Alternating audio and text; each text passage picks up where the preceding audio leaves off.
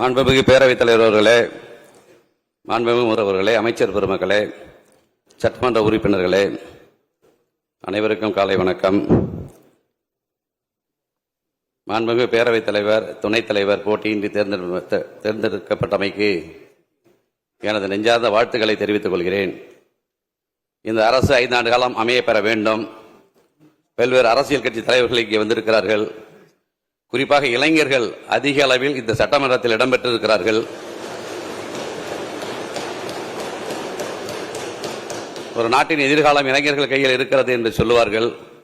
மாண்புமிகு முதலமைச்சர் நல்ல இளைஞராக இருக்கிற காரணத்தினால் நிச்சயமாக ஒரு சிறந்த ஆட்சியை ஏற்படுத்தி தருவார் என்கிற நம்பிக்கை எனக்கு இருக்கிறது. அதனால் தான் உங்களை ஆதரித்து பேசுகிறேன், வாழ்த்தி பேசுகிறேன்.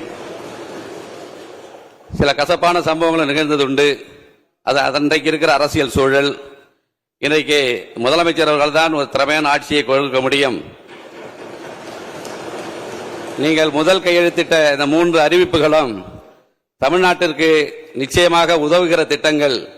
இன்னைக்கு நான் 3 நாளா சென்னையில் தான் இருக்கிறேன்.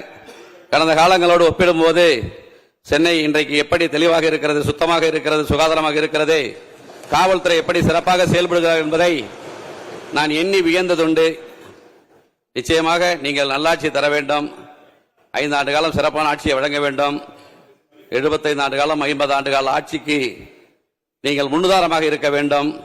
இளைஞர்கள், தமிழ்நாட்டு இளைஞர்கள் உங்களை நம்புகிறார்கள், நாங்கள் உங்களை நம்புகிறோம். நீங்கள் முதல் அறிவிப்பிலேயே என்ன எதிர்பார்த்தார்கள் மக்கள் என்றால், இலவச அறிவிப்புகள் 1000 கோடி 10,000 கோடி என்று அறிவிப்பீர்கள் என்று எதிர்பார்த்தார்கள். உண்மையான மக்களுக்கு உதவுகிற திட்டங்களை அறிவித்த உங்களை நான் பாராட்டுகிறேன், வாழ்த்துகிறேன். உங்கள் அரசு தொடர்வதற்கு என்னுடைய ஆதரவினை இதன் மூலம் நான் தெரிவித்துக் கொள்கிறேன். அனைவருக்கும் நன்றி, வணக்கம்.